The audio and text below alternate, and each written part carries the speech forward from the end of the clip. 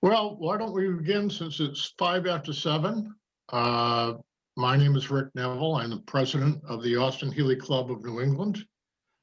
This is what we call AHBS, AH standing for Austin-Healey, and BS, we know what that stands for. We started these meetings on Zoom during the COVID just to keep us entertained and put together a little bit, and we're continuing on to try to get some interesting guests that have some connection to our Austin-Healeys or to a place we're going to be, that kind of thing. And tonight's guest is Nick Waller. And before I begin, these meetings are being recorded, so you should be advised of that. And Nick, you've been talking a little bit before, and my first question is just what part of Texas are you from? A little bit outside Austin. Appropriately enough, actually, as I just thought. Yeah, that's where the Healey came from, isn't it? I've been told. I think somewhere in Texas, just outside Austin. Anyway, no, that's a whole nother story. Austin had something to do with it. It had something to do. So, well, Nick, yeah. To start out with, tell us a little bit about yourself, where you were born and where you were brought up. Sure. Okay. Well, I was born in South London. I was lucky enough to have parents who were involved in the car game throughout the 1950s and 1960s. They were deeply involved in the Bentley Drivers Club in the UK. And through the Bentley Drivers Club, and this is really just sort of got me into the bug, through the Bentley Drivers Club, they got to know Briggs Cunningham. And Briggs was looking for a team of people to go with him to Le Mans when he first went in 1950, 51, to sort of work in the pits, do timekeeping, lap scoring, generally kind of help out. And he went to the Bentley Drivers Club. And my parents joined a group of 6 people and were with Briggs throughout the Le Mans days, 1950 to 55, and then 1960, 63. So I was I was indoctrinated at a very, very early age into the fact that, cars were a thing to enjoy. My father had a few Bentleys tucked away, and he always was very enthusiastic. But it was also the sort of crossover to being able to speak American because of that introduction. I got to know a lot of friends of my father's through his American connections. So I sort of was born in South London, as I say, never really got into the car hobby until I was able to drive. But a couple of claims to fame, the first car I drove on the road at 7 a.m. on my 17th birthday was a Lancia Fulvia, which was very, very cool. But sadly, that rusted away. Then I sort of developed a whole series of cars that I owned in my teens and 20s. But then along comes sort of family, and so the cars kind of got sidelined a bit. But that's really how I got into it. I'm very grateful to my parents to get the whole thing started. Like so many people, I think, if you talk to a lot of people of, our generation and whatever, their parents were involved, their family member were involved. It's a common story, I think. Did you ever get to meet Briggs? No, I didn't. I went to his collection it was when it was in California. But Briggs wasn't there. We stupidly, we did this. I was living in Philadelphia at the time, 1980, I think, 81. And we stupidly did this road trip across to California from Philly. And I thought, well, we could just turn up. He's bound to be there. And of course, we turned up and he wasn't there. But it would have been fantastic because he was an extremely generous man. I was a twin, and when we were born in 1959, he sent presents over, matching presents, one for my sister, one for me, for many, many years, and he never forgot. He was one of those people. So it would have been fabulous to meet him, but sadly, it never happened. Well, I'm going to give you a little bit of an unannounced quiz. Uh-oh. Uh-oh. And I'm going to show you a couple of cars. Oh. Can you see this one now? Where am I looking? It should be on the screen. Hold on. Yeah, you're not sharing yet, I don't think, Rick. Okay, stand by. If I fail, do you kick me off? No, we're desperate for guests. We'll refund your big retainer, Nick. Okay. This is where the whole story falls apart. You know that. Let me see if I can get this up here. And if not, then I'm going to apologize and feel like a fool. No, don't worry. I can hardly tell. Oh, hello. Oh, there you go. Something's happening. All right, let's try this. Okay. How about now? We can see it. We can see it. Any idea what that is? I'm going to stick my neck out. It's V6. No? The V8. Is it? It is, even though it's got 3 pipes. Okay, is it? Okay, so it's the 4000. It's actually not. It's a Healy Silverstone with a Cadillac engine. And Oh. just to mess this up a little bit, I'll try something else here. Yeah, no, I'm not doing very well.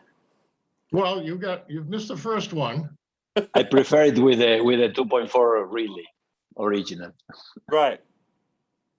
Mariano has one, Nick. That's the reason he brought that up. Okay. Mariano just did the Mille Miglia. Oh, Yes, fabulous. Well done. In that car. Fantastic. So it's sort of very similar to the Cad Allard or something like that. Okay, now here comes the second one, Okay. I hope. They all have a common theme, by the way, so this is what we're Let working on. me try and guess what that would be. Well, that's kind of it. That's the whole thing, that you need to guess what the theme is. If I reach behind me, I have my library here. Am I allowed to do that? You can do it. If you'd like to call a friend, you may do so. You may do whatever you'd like. And let me continue to see if I can screen share here, because this is going to drive me crazy. But we will soldier on. You're a braver man than me.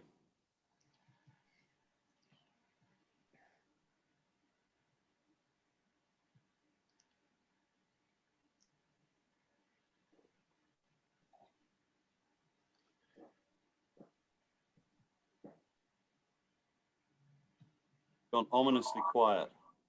It is. Well, we're going to give Nick a chance to. Make a fool of himself again. No. How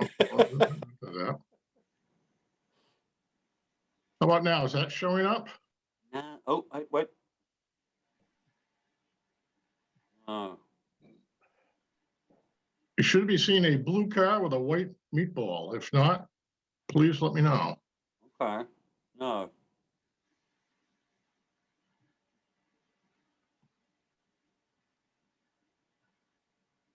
Yeah, so Rick, you need to get back to I'd share again and then get back to your desktop. I think I saw it on there.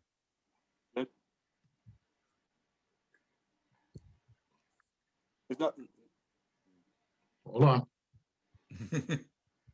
Good Lord. Oh, wait. Whoa, There you go.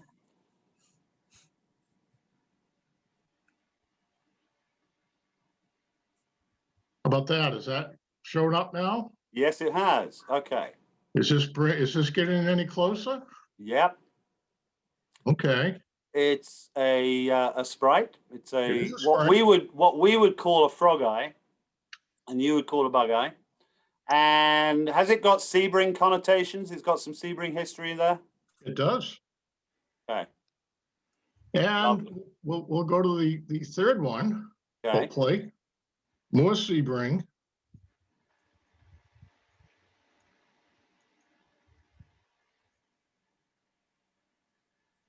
You're getting good at this. Well, another hour or two, Oh. and I'll be, I'll have it down. We Maybe. get the Sebring Sprite back again, Rick. I know. Okay. That sorry. one is the N221. Oh, is it, Mariano? Oh, I think the S221, they changed the front. That was Right. the one for Pat Sebring, Moss. Pat Moss, yes. I think they had three at the time, 221. There were Right. the S, the N, and the P, I think. I think that one is the N. If it is the Sebring one. Which Well, you're was right, which car did Sterling drive? He practiced the S221, Okay. but it was Pat Moss with Macklin, I think. Yeah, with Lance Macklin. Yeah. That one. Yeah, because that bonnet opens differently Oh, on that Sebring Sprite. okay. And are we showing another one? I hope. Oh, well, okay. Now, all three of these have one owner. Oh, You have to figure out who that was.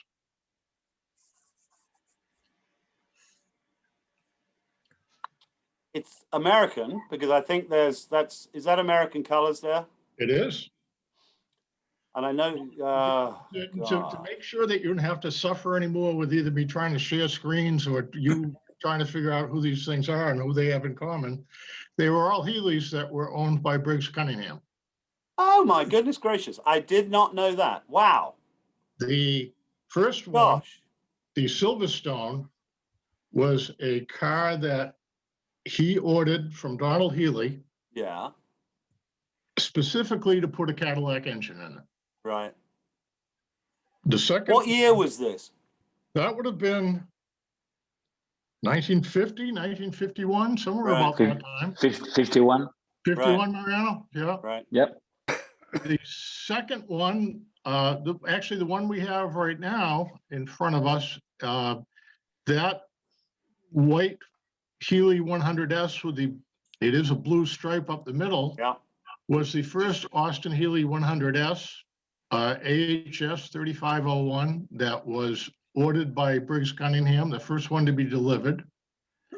And the third Sprite was run by Briggs Cunningham at Sebring in 1960. Well, I'm blown. Oh, that's amazing. So That's incredible. I had no idea. That looks to be the Healey factory. that is the Cape So- Works. It's pre-delivery. It is the Cape Works where you're right, the factory such as it was. Yeah. And that is the first 100Ss that were turned out. Well. So now you know a little bit more about Briggs that you probably didn't know before. Absolutely. And did I you have. also- I'm did you- always interested in Cunningham history. I have an archive of photographs that my parents or my father took during those Le Mans days, and I've identified many people. They're all kind of behind the scenes pits and all sorts. And they're actually great photographs, and I'm sort of trying to go through them all the time, identifying more and more people. Did you know what connection Briggs has to Newport? Oh, absolutely. I mean, first of all, he had a house here.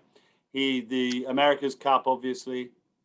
No. The Newport connections is really strong, but not so much the cars. You know, he's known obviously for his America's Cup experience. So, yeah. I did have the opportunity to meet him maybe about 30 years ago at Lime Rock one time, and as you suggested, he was a very nice person to talk to. Yeah. Everybody would say he's a true gentleman and just a straight up and down guy. Now your parents got to know another gentleman from the Lime Rock area, John Fitch. Yes, absolutely. John, my mother could tell, if she was still around, would tell very somewhat racy stories about John Fitch at times. They were at Le Mans. I will tell this story because it involves Austin-Healey. They were at Le Mans in '55, and my mother was in the Cunningham pit, which was either next door or very close to the Jag pit. And the accident in '55 happened right in front of her. and John Fitch was standing next to her.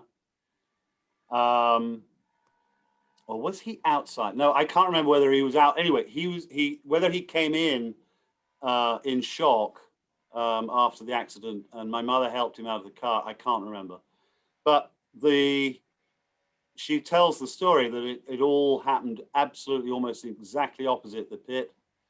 And when Hawthorne went around and came back in, he missed the Jag pit and pulled up at the Cunningham pit and leapt out of the car, and my mother helped him over the pit wall.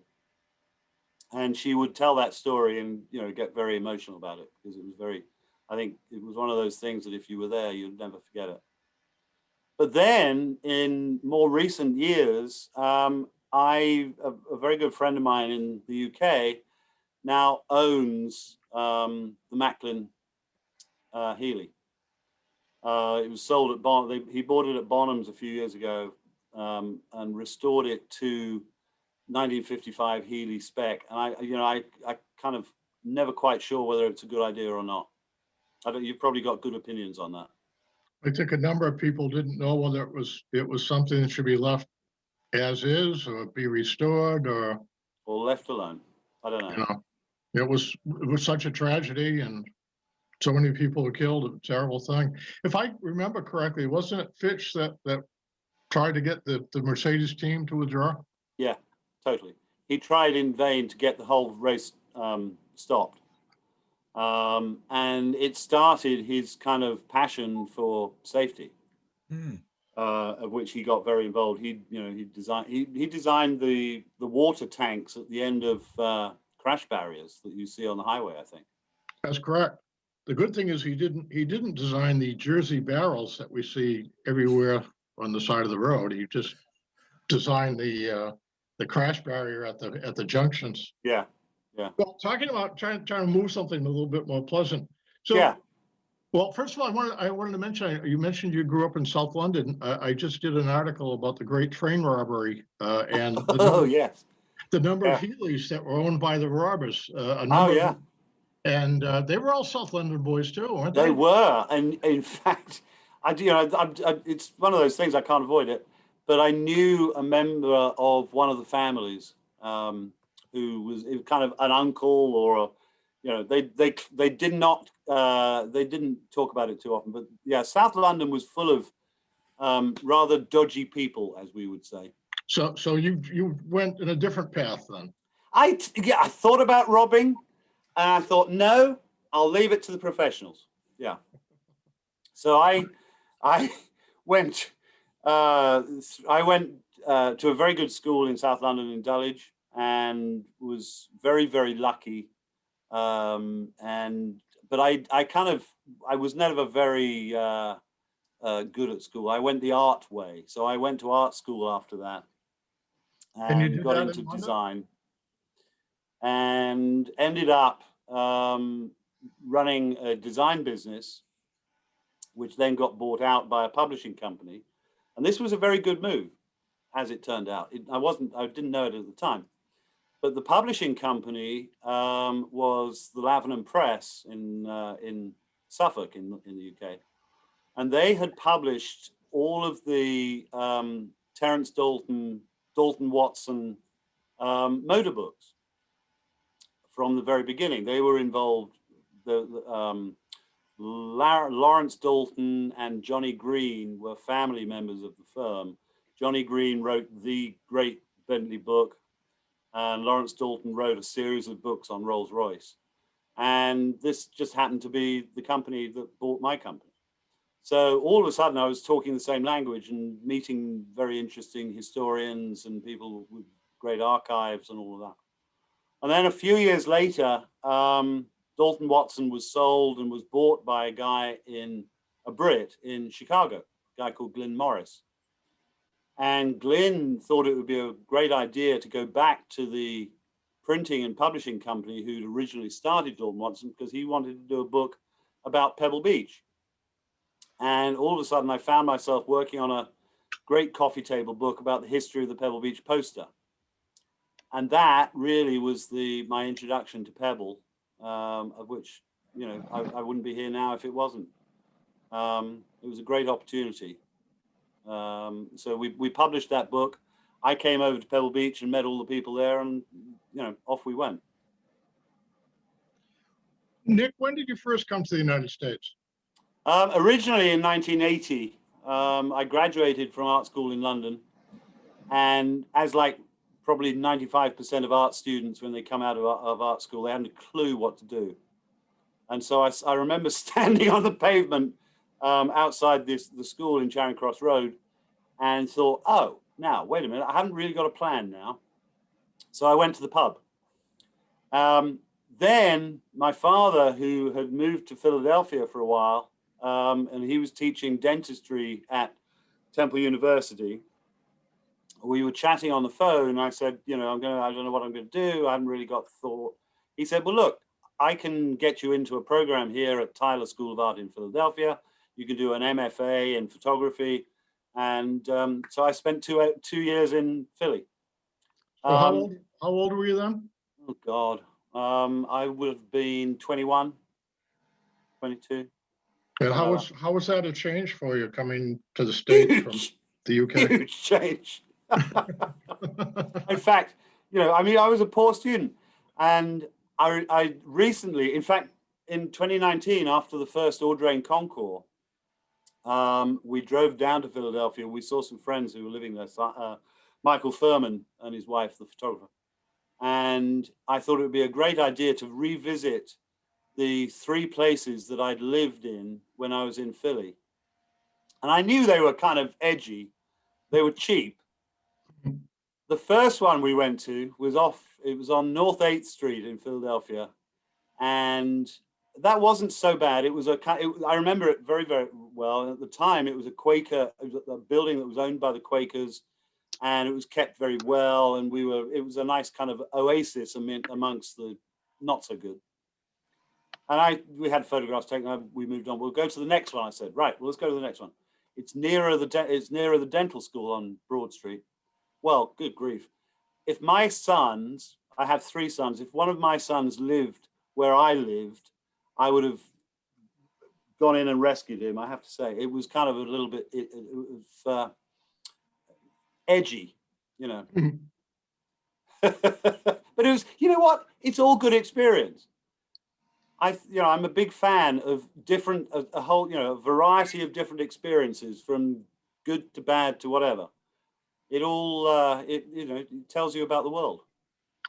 So you said you did the coffee table on book on Pebble Beach. Is that how you got involved with the Pebble Beach Concours? Yeah, I went over. This was 2003, 2002 to 2003. And we launched the book at Pebble Beach, and they were thrilled. And I met all the people there. I met Sandra Button, who was the chairman, who had just taken over as chairman from Glenn Munger, who'd been they were joint chairman for a few years. And I met all the team there, and Sandra and her boyfriend at the time, Martin Button, but now husband. And we went out for dinner, or I went back to their house or something, I can't remember. And she said, look, we really need, she was setting up the selection committee, because before that it had really been a committee of 1 or 2 people, and they'd gone out to source cars and deal with it that way. She wanted to set it up in a different way, and she wanted to build a selection committee of about 12 people. And she said, I really need somebody in the UK or in Europe who could be on the selection committee, represent the Pebble Beach Concours in Europe, come over for a few meetings, you know, be part of the team. And for some reason, I was invited to join the selection committee. I felt extremely unqualified. And I remember the first meeting we had a dinner at her house, and it was all of the other members, all the other people there had been collectors for years. They knew everybody in the United States. They knew where all the cars were. They knew this, they knew that. They'd owned, you know, Isotta Fraschini's, you know, every car under the sun they'd touched, they knew, whatever. And so the thing they said to me was, so, you know, how many cars do you own? What's your collection? And at the time I had 1 alpha. So they kind of looked a little wry and sort of scratched their head, but I was accepted just.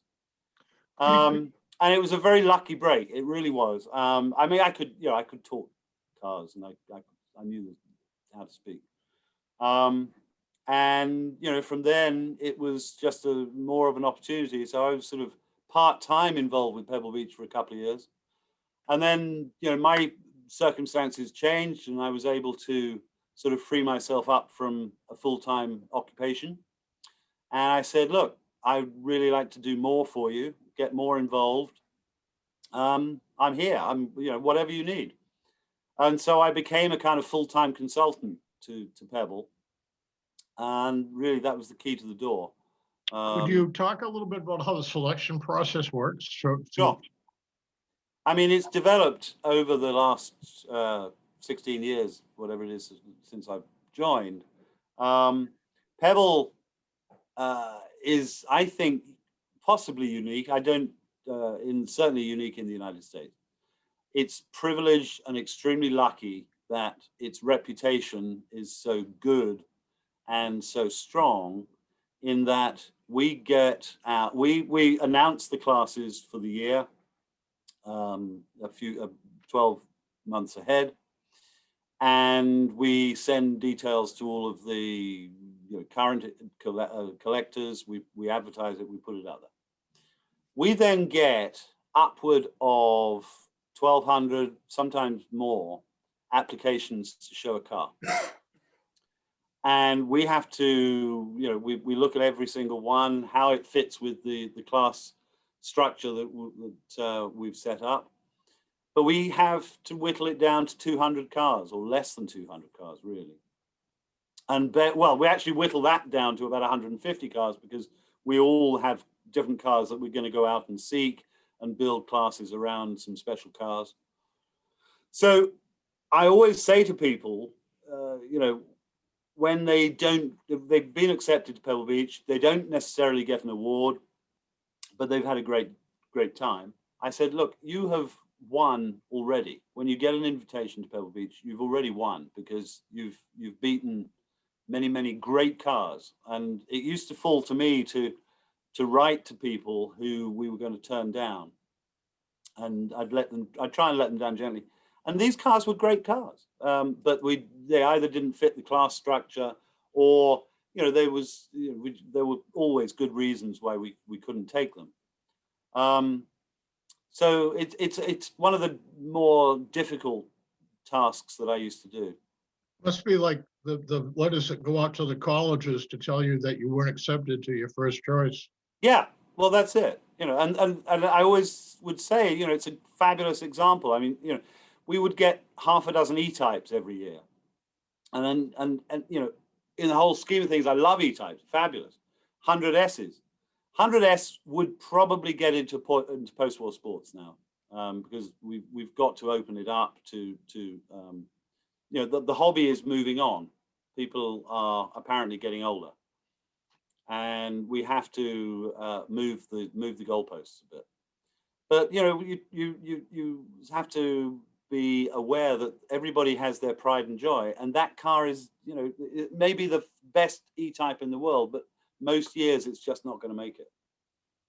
Now, you're still connected with Pebble, is that correct? I am. I'm very lucky. I was asked when the event was cancelled last year. My wife and I both worked for Pebble. My wife started Retro Auto way back in 2002, 2003, which was the automobilia side of Pebble Beach. And Katie started that. She also used to run all the publications, and she designed all the merchandise and the art and the posters with the artists. And she was very integral on that side. She worked a damn sight harder than I did. From my understanding, from my friend Mark Green, you actually met Katie there and married her later. Is that correct? Yeah, that's actually true. It's just another expensive thing that people have picked up at Pebble. Absolutely. Some people go to the auctions. I go to the chapel. Yeah. What other concours have you been involved with? Oh, well, carrying a business card from Pebble Beach was very fortuitous in opening doors, and for good reason or bad, I was asked to get involved with all sorts, from the initial planning for a concours in Japan in Kyoto. So I used to run the judging for Kyoto, and hopefully I still will. A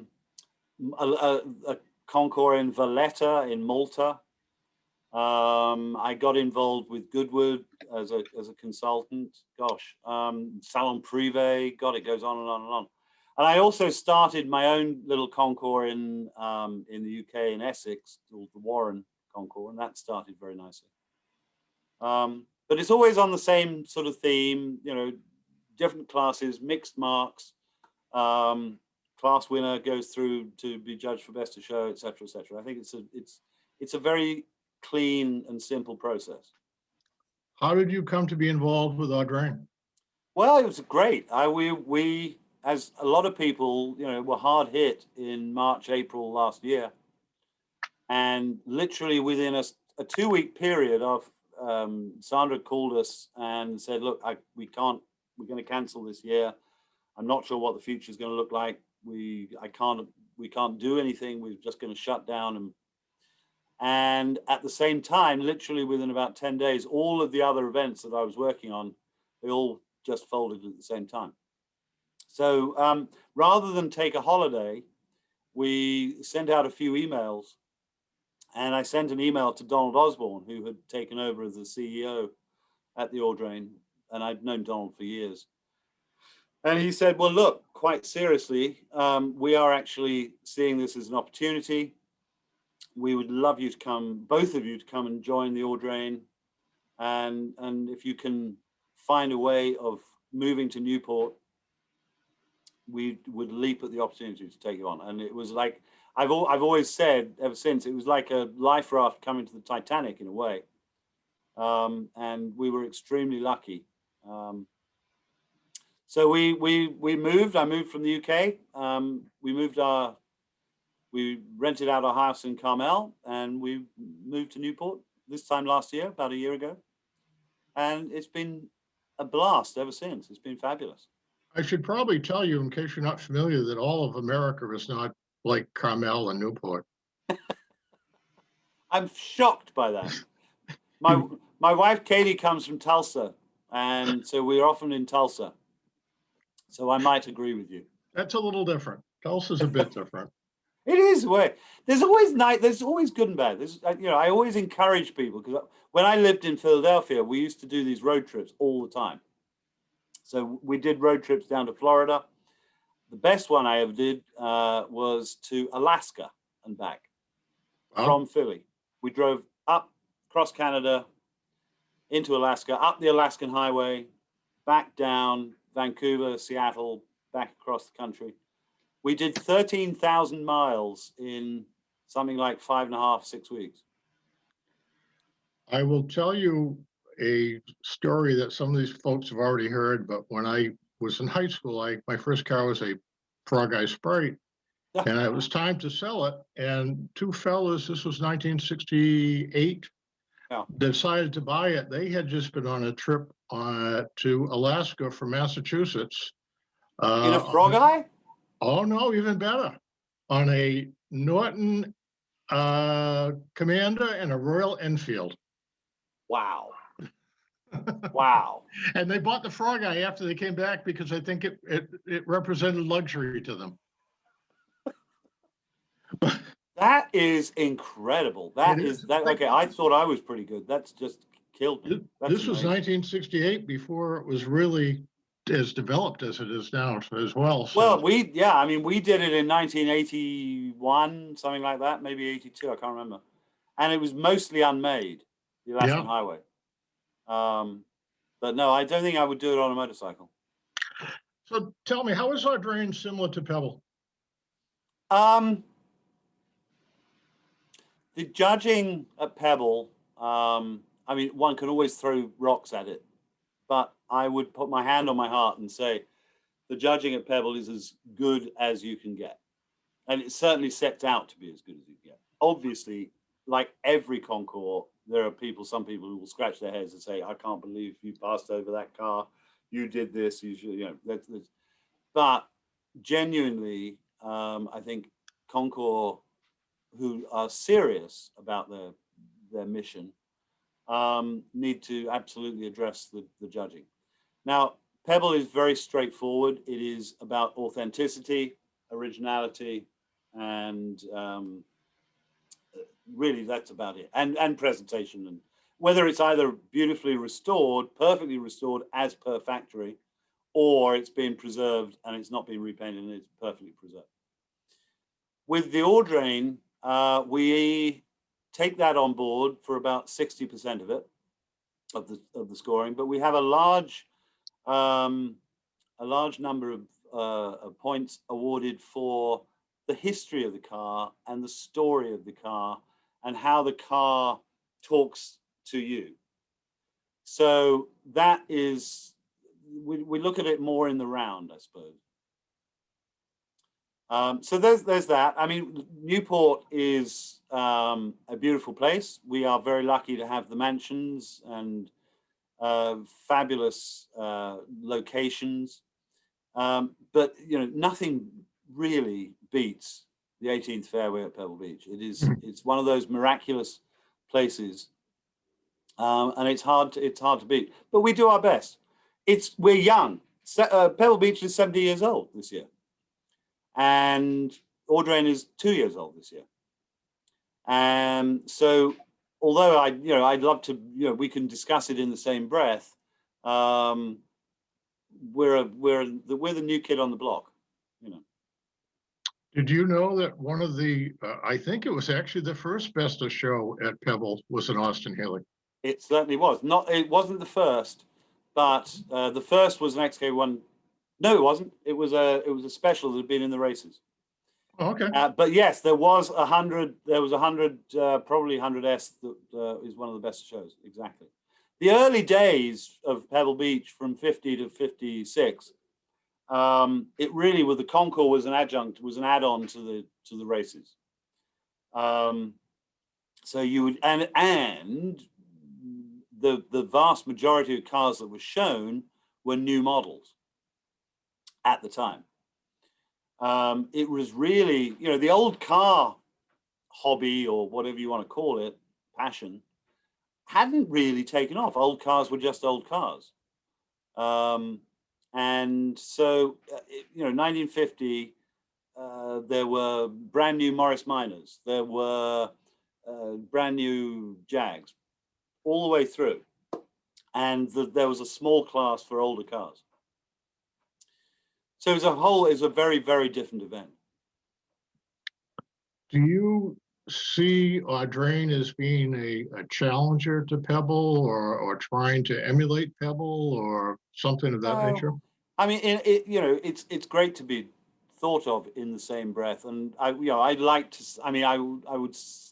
think that the Audrain is in the top 10 of car events now already. I think we did a fabulous event in 2019. I was a judge then. I wasn't involved in the organization. And I was really impressed, as were most of the judges. Almost everybody I spoke to was really, really impressed with the depth of it, the serious nature of it, but also the quality of the cars and the quality of the presentation. It was fabulous. So, it got off to a great start. Has there been any talk of bringing auctions in, like in Monterey? We have. We've partnered with Bonhams. Mm-hmm. Bonhams is having an auction with us on the Friday, and it's not going to be a large auction. It's going to be, I think, 25 cars, a sort of bespoke small auction, which I think did quite well. But it's the first one that they've done with us. We talked to many people, but Bonhams, I think I've known Bonhams for years. I like the people there, and I think they do a good job. So yeah. When were selections made for this year's Concours at Audrain? How when did it? Yeah, we started the initial process back in December, January, and applications started to come in, and I never say final, but I think I finalized the field last week. I took my last car. In 2019, as I say, I was a judge, so I wasn't involved in the organization, but there were, I think, about 100 cars. And to my mind, it looked a little thin, to be honest. They were good cars. There was a great spread, something for everybody.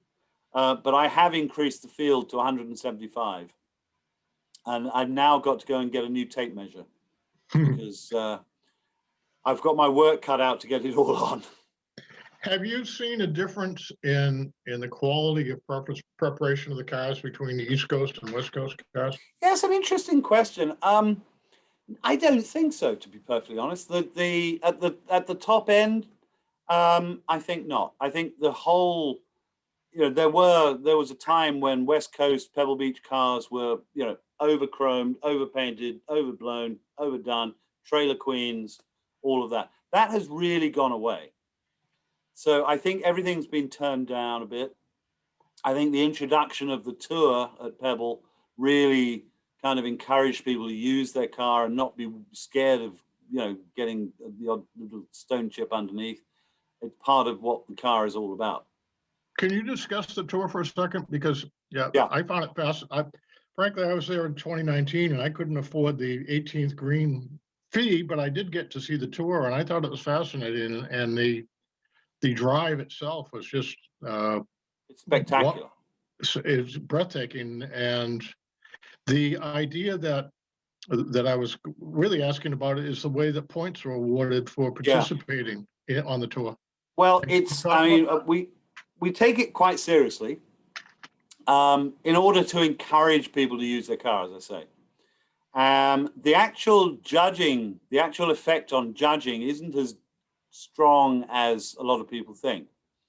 It's used, the cars are, they're checked at the start. We keep a record of who started. We keep a record of who gets to the turnaround point down at Big Sur on the coast. And we then tick them off again at the lunch in Carmel. So we know 99.9%, we're pretty sure of who has finished the tour and who's done it. You get some people who will duck out and just come back for the lunch, which is, we're all there to enjoy ourselves. So, we're not solving world peace. So we're just here to enjoy cars. But the whole idea for the Pebble Beach tour was that if it comes down to a tie or a close decision in judging, the car that did the tour would win out. But because everybody knows that, most cars do the tour. So it's sort of become a bit of an irrelevance.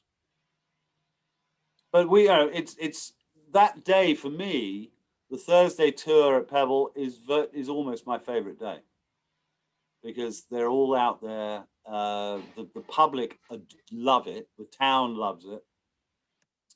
And it's something to really be proud of, I think. Let me ask you, are there any Austin-Healeys in this year's Concours at Yes. Right. There really are. Yeah, there really are. In fact, there are two. There's a 3,000 and there's 106. Oh, great. Yeah. See? Can you share with us the names of the owners? No. Well, I'm just glad you got my submission and I get it in on time. There you go. No, and I'm really not saying this. I am a fan. I'm the only Austin-Healey I've ever owned, and I just kick myself for selling it. I sold it last year purely because we had several cars in California, and when we were moving here, I thought, oh God, I don't want to, I don't want to ship them, and I got nowhere to put them, so we sold 5 cars before we moved out. One of them being a Mark III Sprite, which had a 1275 engine put in it, but the differential was as normal, and the gearbox was still the 4-speed. But it was an original California car, totally original paint, black plate, everything was fantastic. There were no carpets in it. I never did put carpets in it. But it was the best fun. It cost me $5,000. Ridiculous. and the most fun you can have for a small amount of money. And I would drive it around Carmel, even during Concours week. I would use it as my driver sometimes. And I would park it in Carmel, and you'd come back to the car and there'd be a crowd around it. People absolutely loved it. So that, yeah, lovely little car. I wish I kick myself for selling it. Well, we have a few for sale in the club, so if you're I interested, know. we can probably hook you up. I should do it. I really should. Well, that's it. That's how Nick and I met, Rick, was at the Cars and Coffee a couple Exactly. weeks back. I had Project Lucas, the Sebring rep that I built. Which I loved. Yeah. And you try to sell it for 50,000?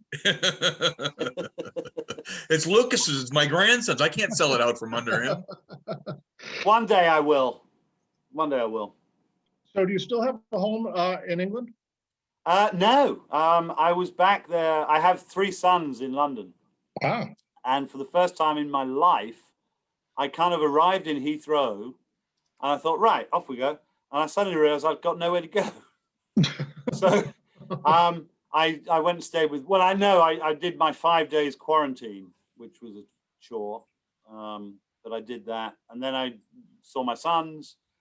I basically threw myself on the mercy of friends and family, which is great. What kind of car do you own now? Oh God, you're going to hate me. I've just bought a TR4A. You know, they used to print up bumper stickers in this country that said, "I'd rather push my Healey than drive a Triumph." But we don't believe that. You know what? I bought it from a guy I know in California. Stupidly, it was actually not that far from where we live, and it is gorgeous. It's a '66. It's got a Surrey top, and it was put on in 1968. I know it was put on in 1968 because I've got the box that it came in, a Judson supercharger. Wow. I don't think it does a damn thing other than make a lot of noise. Well, it looks pretty though. And it looks pretty. But I swear to God, I don't think it does a damn thing. It's got a tiny little Holly carb, and that's it. And I'm kind of unconvinced, but it's a novelty, you know. You know, they were very popular for Frog Eye Sprites, and you know they would advertise it that it would take down the 0 to 60 time from 18 seconds down to 13, and it was thought to be earth-shattering at the time. Yes. But they had so many problems with them. They had problems with the oilers, and I don't know that anyone. They also had problems with the carburetors, the 2-barrel harbor, Right. I'm not. For a while, they just sort of disappeared, and then they now are a wonderful period accessory. But as you said, I'm not convinced myself that they're great. I've got to say, I mean, I'd have to drive something ordinary back to back. In fact, we've just bought the collection here, and we've just bought a TR250. I know that's a different thing, but I need to find another straightforward carb TR4A to compare it. What's your daily driver? Jag. I bought a. I've always loved Jags. I had a Jag in England. We had an XJ6 here. XJ8 here as a daily driver, and I spied. I must be mad. I spied on Bring a Trailer a couple of months ago. No, more than that, 5 months ago. A 2004 S-Type R, the supercharged S-Type. And it was in New Jersey. It was blue. I do like blue cars. And it had done 28,000 miles. I mean, it was virtually brand new. So I bought it one evening on Bring a Trailer. I literally got it with my final bid. I thought, this is ridiculous. I can't spend any more money. And they took it. But I'm thrilled with it. I love it. It's the fastest car I've ever had on the road. About 400 brake horsepower, and brakes are incredible. It's a great car. It really is. And virtually brand new. Fantastic. Let me ask you, What you own a Triumph, and obviously we like Healey's. We kind of refer to them as the lesser marks compared to some of the Pebble Beach cars or even the Audrain Concours cars. What is Audrain doing to cater to those of us who don't have the huge wallets to afford those kind of cars? Well, for the younger generation, we introduced the 30 under 30 class, which is you own the car, you're under 30, and the car has cost you less than $30,000. And it's really caught the imagination. And this year we've got two classes for that. We've got a pure Porsche 944 class, because we had all of a sudden we had like 12 944s owned by youngsters who wanted to bring them. So we made a class of that. And then a very mixed class of well, everything from a 1912 Franklin, I think, owned by a guy who's 26. He's restored it himself. He's absolutely passionate about it. Through to more modern 1980s BMWs and that sort of thing. But I love mixed mark Concours. So yes, we have fabulous Duesenbergs. We have Hispano Suiza. We have the high-end Pebble Beach end of the market, or the hobby. But we've also have more post-war stuff in post-war sports, which is again mixed. 356 Porsches, Austin-Healey. I've got a little Cobra. So it's something for everybody. But they're all good cars. The important thing to me was that they are true to their origins. They are authentic, and the people are passionate about owning them. Well, I want to thank you for taking your time, and I'm going to open it up to any questions that people have that they'd like to ask of you. Yeah, sure. Yeah, Rick, Tom Gould here. Hey, I just wanted to, you mentioned the point about other marks, and just want to mention how good the video that you guys produced on the development of a Concours, is that the name? Yeah, Best in class. But yeah, So it's a really good so well film. done, and It really is. If anyone hasn't seen it, they really should, because it goes from a car that I own, a Corvair. One of the talks about it. One of the guys that bought it at 13, I think, and rebuilt it, restored it, to some high-end Ferraris, and it just shows the diverse age and interest that the car community has. Really, no, it is a very good film, and of course we're very lucky. It was made by Justin Bell and his team. Yes. Is he going to be the master of ceremonies this year? No, I don't think he will. I think he's got filming commitments. Jay Leno will be here. We're very lucky to have Jay as sort of comes. He's very interested in what we're doing. And of course, he lives down the road now. So we've done a lot of work with Jay, and we're delighted that he's coming back. Well, now, one of the other things, I had the opportunity to go to Pebble a few years ago, and it's such an event. I mean, the Concours is wonderful. That's the main thing for your show, but to also just the ability to go down and hang out and see all these cars driving around. Is that what ultimately you want to have down in Newport? Absolutely. We have the tour on the Saturday, which is about a 65, 70 mile tour. And it is, again, I said, earlier, it's the day that I enjoy the most because the cars are out there, and it's free for everybody. Everybody gets to see it and gets enthusiastic. And we've got to kind of fly the flag for our hobby, and get younger people involved. I mean, a case in point, I have 3 sons. Only one of them has a driving license. The rest live in London, so they don't need it, which I get. But I've been sort of gently trying to coax the one son with a license into the hobby, and he's now finally bitten. and he's had a couple of cars. He's had an Alpha, and he's now just bought himself a BMW that he's really looking after, and he loves it. He's got into it. But that's what we all need to be doing. We all need to sort of bring on a bunch of younger people who can understand and get their fingers oily, do what we did, get involved, and that's how you do it. Learn how to change gear. The number of people who I know, they can't change gear. Exactly. Yeah. They say that's the modern anti-theft device, is having a car that needs a clutch and a manual change. Yeah, I think it would foil most people these days. Actually, we had a robbery not too far away from where I live a few years ago, and then that's exactly what happened. They tried to steal a getaway car, and it was a manual transmission, and they ended up not getting away and were shot by the police, which serves them right, I think. But there's a happy ending. Well, I thought it was a happy ending. But you had mentioned that you had selected the cars. For Pebble, do you go and see them?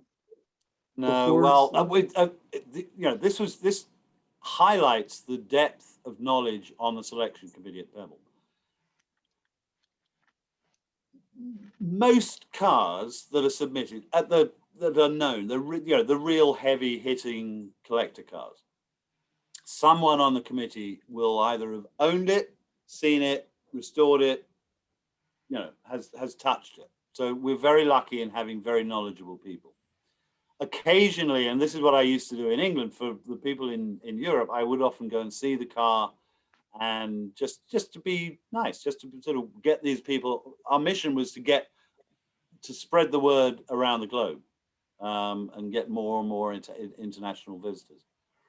No, we get in-depth submissions. So the history files, photographs. If it's been restored, we'll get photographs of the restoration.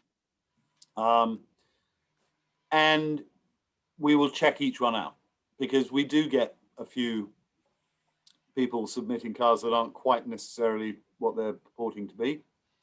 And shame, we have let a few in as well.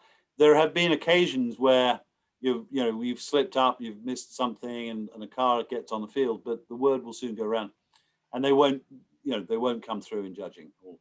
That's the thought. Or if they've been invited, or if it's a really interesting car, it's not quite correct or something, we'll say, look, we'd like to show the car, but we won't judge it. Just bring it for display. Yeah. Any more Nick, questions? Nick, you were just now, thanks for your time, first of all. You were in the Festival of Speed. Yeah. Can you talk a bit about the story of the King Cobra? I was privileged to see the car when I was living here in Stratford, Connecticut. Oh, yeah, absolutely. Well, just before leaving. It was very interesting to talk to Dave Donahue, who's driving it. He tested it at Thompson a few weeks before, and sadly it was quite a wet day, so he really couldn't drive it to its full extent. But he said at the time, this was a few weeks ago before it shipped out to the UK, he said, wow, that is some powerful car.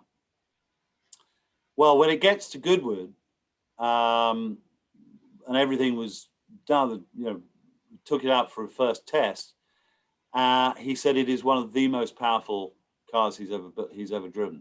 And he said, I'm actually quite scared of it. And this is a guy who 2 weeks before had been doing Pikes Peak. He won Pikes Peak. He won his class at Le Mans. He won Sebring.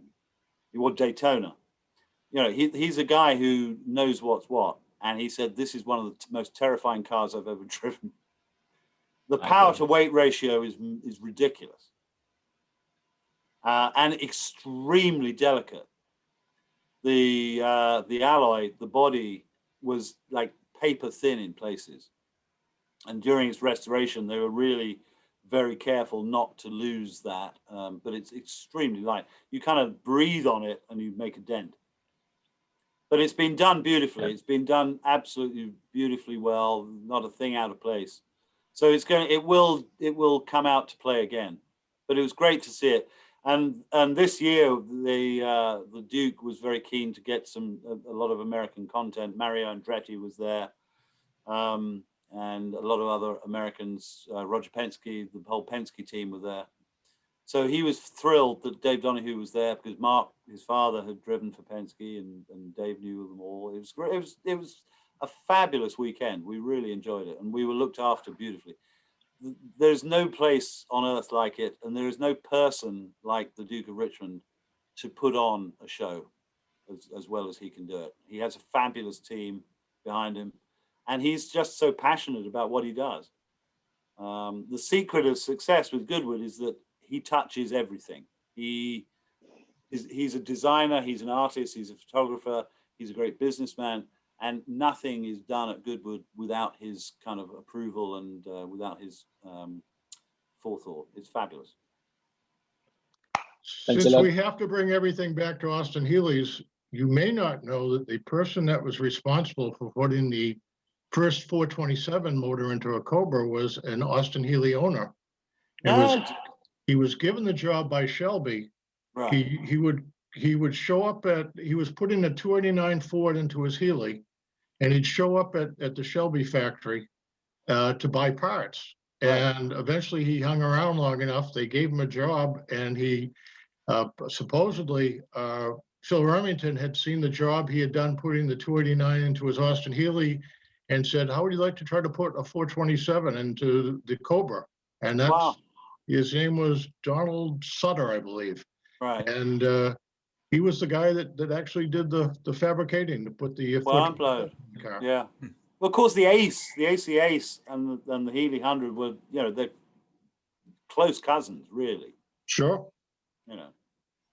Both beautiful designs. Any other questions for Nick? Peter, do you want to talk a little bit about Summit? And Yeah, absolutely. And again, we're very excited that on the Wednesday of Summit, we're gonna have the opportunity. Nick and Donald will be at our car show. It is gonna be open to the public. Yeah. So we were asking for as many people as possible to come out and to be able to judge the cars. And so we're looking forward to that.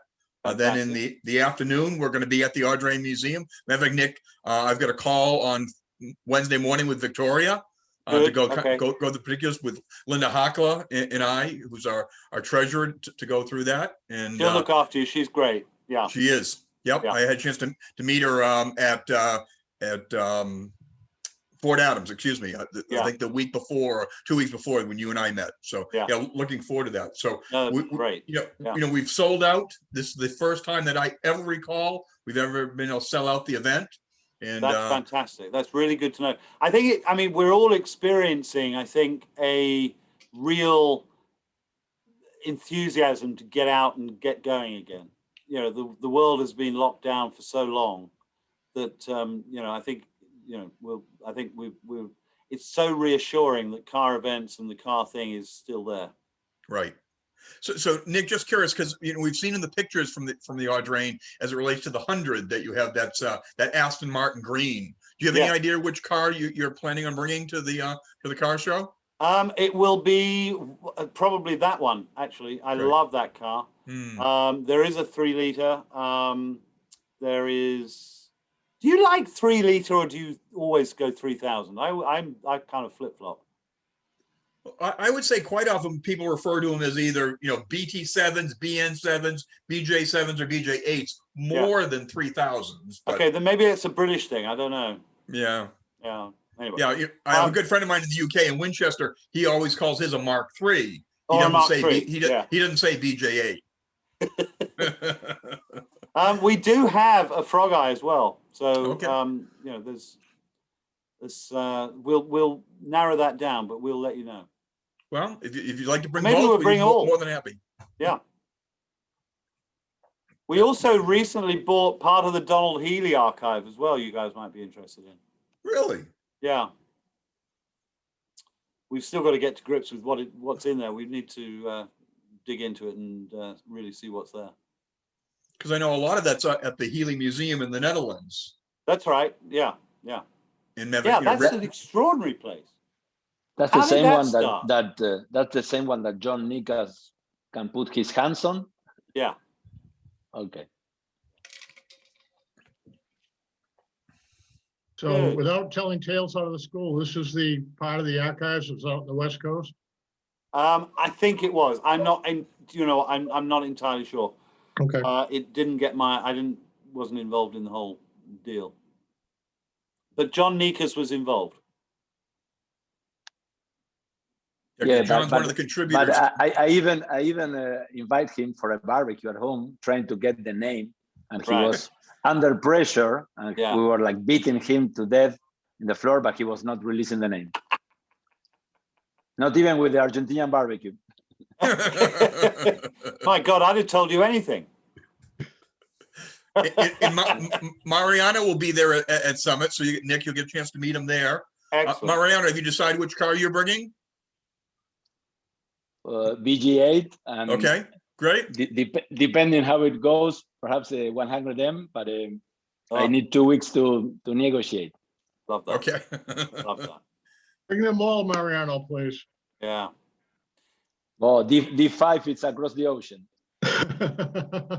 You guys will know. We had a submission from, this is at Pebble, last year or the year before, a guy in Australia with the 4000, Mm-hmm. the sort of the widened, the wider body. By 6 inches. How many of those were built? 3 were finished. Right.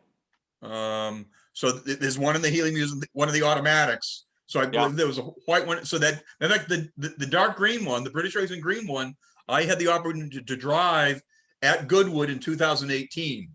And it was, no, excuse me, 2008, I apologize, for the 50th anniversary. So the Austin-Healey Club in the UK, which I was involved with the New Forest Center, we rented out Goodwood for the 50th anniversary of the Sprite. So we had 50 sprites on the front straight at Goodwood.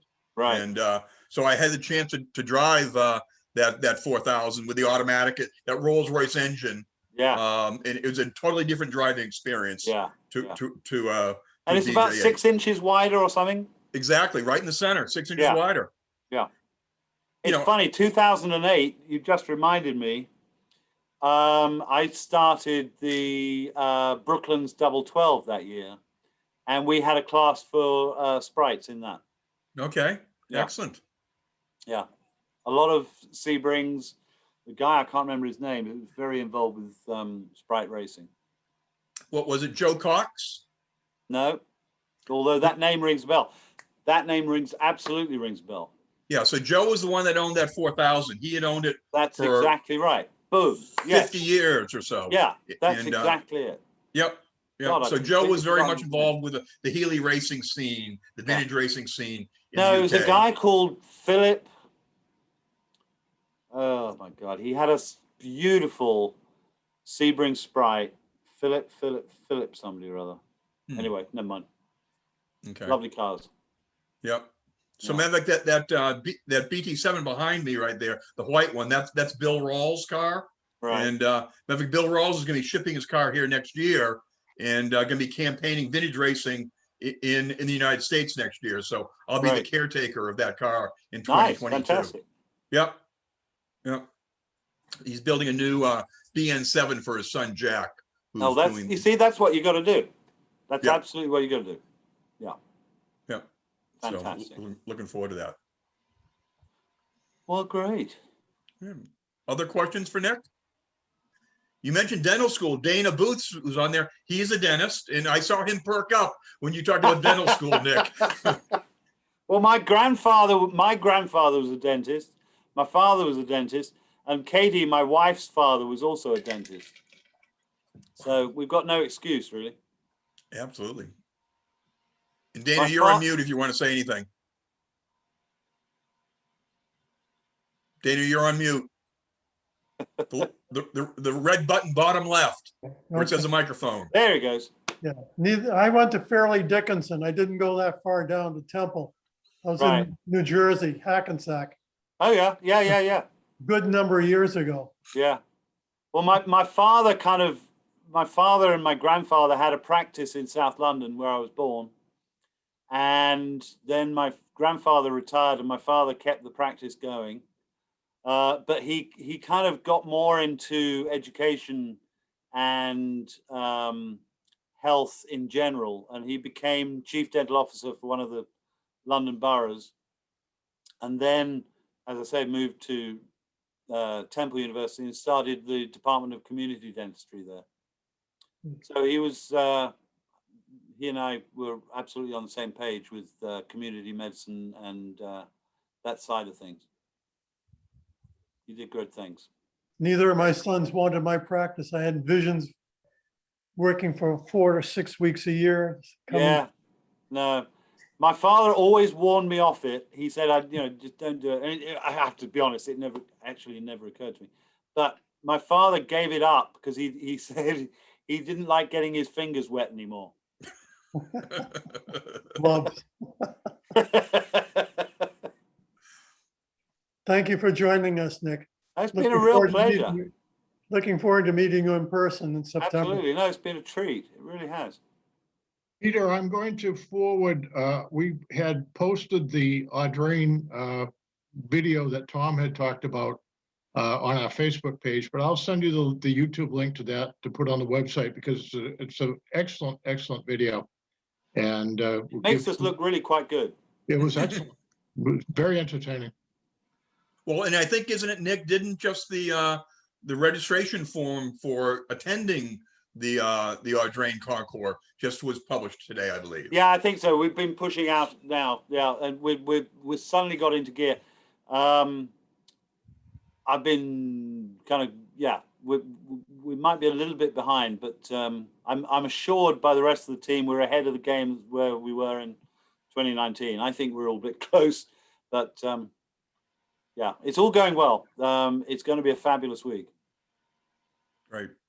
Well, hopefully we hope that Healey's at Newport Summit 2021 will be a good prelim for driving in the week before coming into to the Concours d'Elegance. Yeah. No, we're looking forward to it, and we're looking forward to seeing you there. And onward and upward. Great. Well, if it stops raining on Sunday mornings, we'll hopefully have another coffees and cars and coffees, right? Were you one of the people who came along with this one? No, I did not. I got the email at 7 o'clock yesterday morning, and I said I'm not driving over. We weren't very popular. It was a little bit late, and in fact, the rain really never showed up. It started at about 6:30, 6:45 here in Portsmouth, and we thought, oh, this is not good. And the Equidnet Club, where we were going to be hosting it, were very concerned about the getting too wet and muddy and all of that. So we cancelled it, but it was a little bit late in the day. So. No, so I had not started out. I'm in South County, Rhode Island, and it was raining pretty good that early in the morning. All right, folks. Well, with that, thank you very much again, Nick, and thank you for everyone who came and participated this evening. And we'll look forward to seeing Nick in Newport. Yeah, me too. And look forward to seeing you guys and seeing more some Austin-Healeys. And yeah, you're absolutely right. I do need to buy another one. Thanks a lot. Thank you. Really enjoyed it. Cheers. Thanks. Cheers. Cheers. Bye-bye.